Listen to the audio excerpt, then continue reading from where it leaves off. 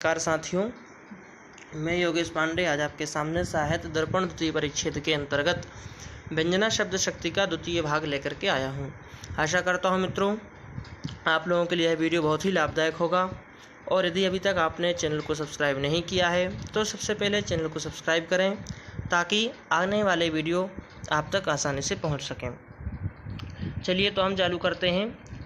हमने पिछले वीडियो में शाब्दिक व्यंजना के बारे में पढ़ा था, हम आर्थी व्यंजना के बारे में पढ़ रहे हैं। एवं शाब्दिक व्यंजनाम उक्त्वा आर्थी माहा, इस प्रकार से शाब्दिक व्यंजना को कहकर आर्थी व्यंजना को बोलते हैं।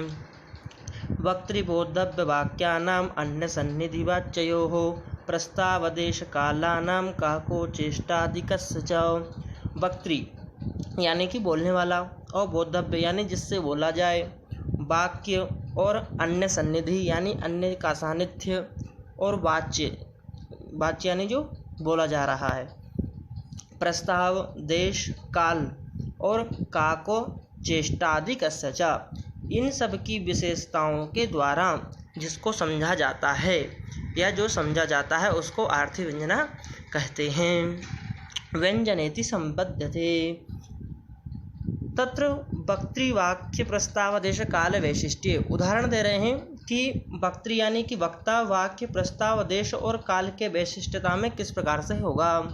उदाहरण है कालो मधु कुपित एष च पुष्पधन्वा धीरा वहन्ति रतिखेदहरा समीरा केलीवनीमपि मंजुल कुंज मंजुर दूरे पतिः कथय किं करणीयमद्य। क्या है, नायिका है, अपनी सखी से कहती है एक नायिका कि कालो मधु कुपित एष च पुष्पधन्वा, बसंत ऋतु का यह उन्मादक समय है, और फिर यह कामदेव कुपित है, कुपित एष च पुष्पधन्वा। धीरा वहन्ति रतिखेद हरा समीरा, किस प्रकार से जो है कि समीर बह रहा है, तो रति श्रम को हरने वाला धीर समीर जो है, मंद मंद समीर बह रहा है, चल रहा है। और केली वनीमपि मंजुल कुंज मंजुर, अशोक के कुंजों से रमणीय क्रीड़ा के योग्य यह छोटा सा वन है। तो और दूरे पति कथय किम करणीय मध्य, जो मेरे पतिदेव हैं, जो प्रिय हैं मेरे, वह मुझसे बहुत दूर हैं। तो हे सखी बता तो सही, अब मुझे क्या करना चाहिए। किम करणीयम अद्य, मुझे क्या करना चाहिए बताओ। तो अत्र एतम देशम प्रति शीघ्रम प्रच्छन्न कामुकस्त्वया प्रेषिताम इति सखीम प्रति कयाचिद व्यज्यते। प्रच्छन्न कामुक यानी कि जो इसका उपपति है उसको तुम जल्दी ही भेज दो। इस प्रकार से यह हमें व्यंजना के द्वारा व्यंजित होता है या पता पड़ता है। अब बोद्धव्य वैशिष्ट यानी जिससे बोला जा रहा है उसकी विशिष्टता में किस प्रकार से अर्थ निकलता है। उदाहरण दे रहे हैं निश्शेषच्युत चंदनम स्तनतटम निर्मृष्ट रागोधरो नेत्रे दूरमनंजने पुलकिता तन्वी तवेयम तनुः। मिथ्यावादिनी दूतिबान्धव जनस्य अज्ञात पीडागमे वापिं स्नातु मितो गतासि न पुनः तस्याधमस्यांतिकम्। निश्शेषः मतलब तेरे निश्शेषच्युत चंदनम स्तनतटम निर्मिष्ट रागोधरो, स्तन तटों से चंदन जो है पूरा चंदन छूट गया है। और निर्मृष्ट रागोधरो, जो अधरोष्ठ है उसका भी जो है रंग कैसा है, निर्मृष्ट यानी कि साफ हो चुका है। नेत्रों से अंजन, नेत्रे दूरमनंजने, नेत्रों से अंजन भी शून्य है। और जो तेरी पुलकिता तन्वी तवेयम तनु, पुलकित जो तेरी दुर्बल देह है ये भी पुलकित हो रही है। हे मिथ्यावादिनी दूती, झूठ बोलने वाली है दूती, तुम बांधव जन की अज्ञात जो पीड़ा है उसको नहीं समझती हो। बांधव जन यानी कि उसका जो पति है वह बोल रहा है कि तुम मेरी इस व्यथा को नहीं समझने वाली है मिथ्यावादिनी। तुम वापिम स्नातु मितो गतासी न पुनः तस्याधमस्यांतिकम, तुम यहाँ से वापी में स्नान करने गई थी या उस अधमस्य अंतिकम यानी अधम नायक के पास गई थी। तो यहाँ पर क्या है, तदंतिकम एव गंतुम रंतुम गतासी, उसी के पास ही तुम रंतुम के लिए गई थी। यह जो है विपरीत लक्षण के द्वारा तदंतिकम एव गतासी यह अर्थ जो है लक्षित होता है। और उसका रंतुम यानी रमण करने को यह अर्थ जो है यह व्यंग्य है। तस्या रंतुम इति व्यंग्यम प्रतिपाद्यम दूती वैशिष्ट्याद बोध्यते, द्युति के वैशिष्ट्य से यह पता पड़ता है। अन्य सन्निधि वैशिष्ट्य का उदाहरण दे रहे हैं। क्या है ये? प्राकृतिक भाषा में लिखा है ऊपर, हम नीचे वाला पढ़ेंगे। संस्कृत का है। पश्य निश्चल निस्पंदा विसीनी पत्रे राजते वलाका निर्मल मरकत भाजन परिस्थिता शंख शुक्ति रिव।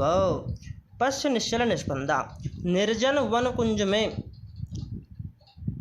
निश्चल निस्पंदा विसीनी पत्रे राजते वलाका। क्या है? तो बता रहे हैं कि निर्जन एक वन्य कुंज है, उसमें सरोवर के किनारे अपने पास में पति तो बैठा है उसका, लेकिन निश्चेष्ट बैठा है, कोई क्रिया नहीं कर रहा है। तो उसको देख करके जो है उसकी नायिका बोल रही कि हे निश्चल देव, हे निश्चल देखो कमलिनी के पत्ते पर, पश्य देखो निश्चल निस्पंद विसीनी पत्रे राजते वलाका। विसीनी पत्र यानी कि कमलिनी के पत्र पर बैठा हुआ बगला, ये बगला जो सुशोभित हो रहा है राजते, वह कैसा है? निष्पंद, बिल्कुल निश्चल होकर के बैठा है। निर्मल मरकत यानी कि पन्ने की थाली, निर्मल मरकत यानी पन्ने की थाली में रखे हुए शंख के समान सुंदर दिखता है। भाजन परिस्थित शंख शुक्ति रिव, शंख के समान सुंदर दिखता है। तो इस पद्य में जो है अत्र बलाकायाः निस्पंदत्वेन विश्वसतम, यहाँ पर बलाका यानी जो बलाका जो बैठी है उससे निस्पंदत्वेन विश्वस्तम, उसके निस्पंद यानी कि वो जो अपने विश्वास के द्वारा विश्वास युक्त होकर के बैठी है, उससे इस देश का विजनत्व यानी कि वहाँ पर निर्जनत्व रूप वैशिष्ट प्रयोजन है, यानी कि वहाँ पर कोई व्यक्ति नहीं है। क्योंकि यदि कोई भी व्यक्ति होता तो इतने विश्वस्त होकर क्यों नहीं बैठ सकती थी। इसलिए संकेतम स्थानम इति कयापि सन्निहितम प्रच्छन्न कामुकम प्रति उच्यते। और यह प्रयोजन अन्य सन्निधि वैशिष्ट के द्वारा यह बता रही है कि यहाँ जो है ये इस संकेत स्थान यानी मिलने के लिए उचित स्थान है। यह स्थान निर्जनत्व के द्वारा व्यंग्यार्थ के द्वारा यहाँ पर प्रयोग, व्यंग्यार्थ वैशिष्ट के द्वारा यह प्रयोजन सिद्ध होता है। अब क्या बता रहे हैं? काय का उदाहरण ये भिन्न कंठ ध्वनि धीरे काकू रित्य विधीयते। काकू का क्या है? तो बोले कि जो गले की जो भिन्न भिन्न प्रकार की ध्वनियाँ होती हैं, भिन्न कंठ ध्वनि धीरे काकू इत्य विधीयते, उसको क्या कहा है? काकू कहा है विद्वानों ने। इत्युक्त प्रकारयाः काकोर्भेदा आकारेभ्यो ज्ञातव्य। इस प्रकार के काकू के और भेद जो हैं आकारेभ्यो यानी कि नाटक के जो ग्रंथ होते हैं, नाट्य ग्रंथ, उनसे देख लेना चाहिए। और इसके वैशिष्ट में एक उदाहरण भी दिया है काकू के वैशिष्ट में। क्या उदाहरण है? गुरु परतंत्रतया वत दूरतरम देशम उद्यतो गंतुम अलिकुल कोकिल ललिते नैष्यति सखी सुरभि समयेसौ। सखी से नायिका की उक्ति, एक सखी है उसकी नायिका की उक्ति है, बोल रही है कि गुरु परतंत्रतया, गुरु या फिर पिता आदि के परतंत्रतया अधीन होने के कारण, परतंत्र होने के कारण अत्यंत दूर देश में, देशम उद्यतो गंतम दूरतरम, अत्यंत दूरतरम यानी दूर से भी ज़्यादा दूर देश में जाने के कारण, जाने के उद्यत, यह मेरा प्रियतम गंतुम अलिकुल कोकिल ललिते नेष्यति सखी। अरे सखी, यह जो भ्रमर समूह और जो कोकिलों से मनोहर बसंत ऋतु आ गई है, क्या यह इस बसंत ऋतु, इस कोकिल के समय में वह पति न इष्यति, वह बसंत ऋतु में नहीं आएगा? इस समय सुरभि के समय में, इस समय में वो क्या नहीं आएगा? तो बता रही कि वो इस परिस्थिति में फंसा हुआ है कि एक तो गुरु का क्या है? परतंत्रता है, उसके बाद अत्यंत दूर है तो बिना आदेश के आ नहीं सकता, और दूर है तो अकेला भी नहीं आ सकता, और इस प्रकार का मौसम है तब भी नहीं आ सकता। तो ये 3-4 प्रकार के कारण हैं इसमें बताने के लिए कि नहीं आएगा। लेकिन यदि इसी बात को यदि वो अपनी किससे बोल रही? काकू से बोल रही, भिन्न प्रकार की ध्वनि करके बोल रही है, तो उससे क्या पता पड़ता है कि यह अर्थ व्यंजित होता है कि गुरु परवश होने के कारण वह जा रहा है, अन्यथा वह जाता भी नहीं। फिर बसंत समय में नेष्यति, क्या नहीं आएगा? अर्थात अवश्य ही आएगा। नाइष्यति ऐसा नहीं है, बल्कि ऐसा है कि वो आएगा ही आएगा। यह बात काकू से यहाँ पर जो है व्यंजित होती है। नाइष्यति अपितरहि एष्यति एव इति काक्वा व्यज्यते। अब चेष्टा का उदाहरण दे रहे हैं। चेष्टा वैशिष्ट्य यथा, चेष्टा यानी कि क्रियाएं इत्यादि करके बताना। संकेत काल मनसम विटम ज्ञात्वा विदग्धया हसन नेत्रार्पिता कूतम लीला पद्मम निमीलितम। चतुर सखी ने जो है बिट के संकेत काल को, एक सखी बैठी है, उसका जो बिट है, उसका जो प्रेमी है, उससे मिलने के लिए आता है, तो वो उसके घर में पिताजी भी रहते हैं नायिका के, तो पिता को देख करके अपने घर से ही संकेत कर देती है। क्या संकेत करती है? चतुर्सखी ने बिट यानी उसका उपपति जो है उसको संकेत कालम मनसा यानी कि संकेत काल यानी कि मिलने का जो समय है वह समय सोच करके जान करके ज्ञात्वा विदग्धया यानी नायिका के द्वारा हसन नेत्रार्पिता पूतम क्या किया उसने अपने नेत्रों को विकसित नेत्रों से भाव बताते हुए लीला कमल यानी हाथ से लीला कमल का वो क्रिया बना करके और उसको निमीलितम यानी कि उसको बंद कर दिया। बताना चाह रही है कि जब ये समय होता है यानी कि संध्या का जो समय होता है जब जो है पुष्प वापस अपने बंद हो जाते हैं उस समय पद्मिनी मीलनादि चेष्टया कयाचित द्योत्यते एवं वक्त्रादीनां व्यस्त समस्तानां वैशिष्ट्य बोद्धव्यम। बोल रहे हैं इस वक्त्रादि जो हमने पढ़ा है वक्त्र बोद्धव्य वाक्यानाम व्यस्त समस्तानाम उनके आपस में समस्त मिलकर के और उनका जो वैशिष्ट्य होता है वह हमें समझना चाहिए।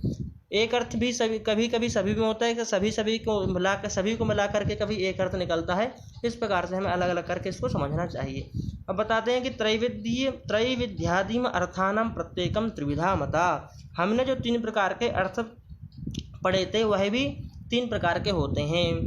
अर्थानाम वाच्य लक्ष्य व्यंग्यत्वेन त्रिरूपतया सर्वाभ्यनंतरोक्ता व्यंजनास्त्रिविधा। अभी तक हमने जो व्यंजनाएं पढ़ी थी सभी कौन सी लक्षणामूला और अभिधामूला शाब्दी और आर्थी तो ये जो होती हैं ये समस्त यानी कि मिला करके व्यंजनास्त्रिविधा 3 प्रकार की होती हैं। वाच्यार्थ से व्यंजना वाच्यार्थ की व्यंजना होगी और लक्ष्यार्थ की और व्यंग्यार्थ की। जो वाच्यार्थ की व्यंजना है उसको कालो मधु अभी हमने उदाहरण पढ़ा है वही उदाहरण है इत्यादि।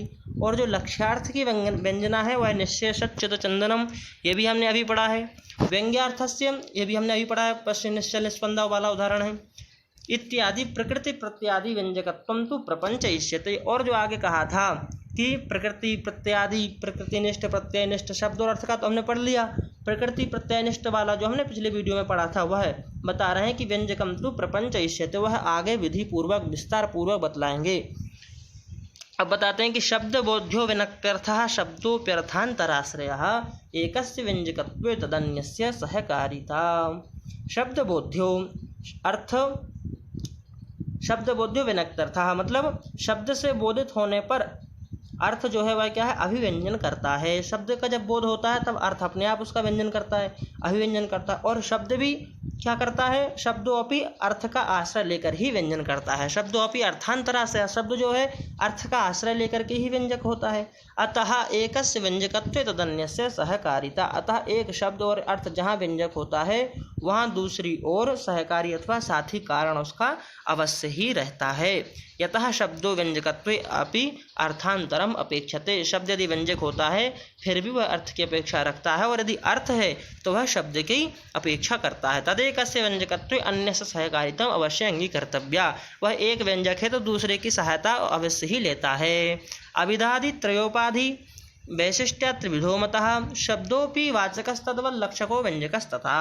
अभिधा आदि जो 3 उपाधियां हैं अभिधा लक्षणा और व्यंजना यह क्या करती हैं त्रिविधो वैशिष्ट्या त्रिविधो मतः उपाधियों के संबंध से शब्द भी बता रहे हैं कि जो अभिधादि उपाधि हैं जो अर्थ की उपाधि हैं अभिधा लक्षणा और व्यंजना इन उपाधियों से शब्द भी जो है वाचक लक्षक और व्यंजक 3 प्रकार का शब्द भी माना गया है। और अभिधा उपाधि को वाचक अभिधा के जो द्वारा जो उपाधिक शब्द है उसको वाचक बोलेंगे। लक्षणा के द्वारा जो व्यापार यानी जिसका उपाधि हो रहा है उसको लक्षक बोलेंगे और व्यंजना के द्वारा जिसको समझा जा रहा है उसको शब्द को व्यंजक बोलेंगे। किंच और बता रहे हैं यानी कोई लोग जो हैं कौमारल भट्ट या मीमांसक आदि जो हैं वह तात्पर्याख्यम वृत्तिमाहु पदार्थान्वय बोधने तात्पर्यार्थम तदर्थम च वाक्यम तदबोधकम परे। कोई लोग हैं वो क्या करते हैं पदों से पृथक पृथक उपस्थित पदार्थों के पदार्थान्वय बोधने पदार्थ के अन्वय बोधन के लिए क्या करते हैं पदों से पृथक पृथक उपस्थित जो अर्थ होते हैं कर्तृत्व और कर्मत्व आदि में उनके रूप से परस्पर अन्वय संबंध करने के लिए पदार्थान्वय बोधने क्या करते हैं वाक्य को तात्पर्य वाक्य को मानते हैं तात्पर्य बोधक को मानते हैं। वाक्यम तदबोधकम परे तात्पर्यार्थम तदर्थम च वह परस्पर यानी कि पदों के अर्थ को समझने के लिए यह एक वाक्य का निर्माण करते हैं। वह वाक्य को तात्पर्यार्थ नामक उस वाक्य को बोलते हैं।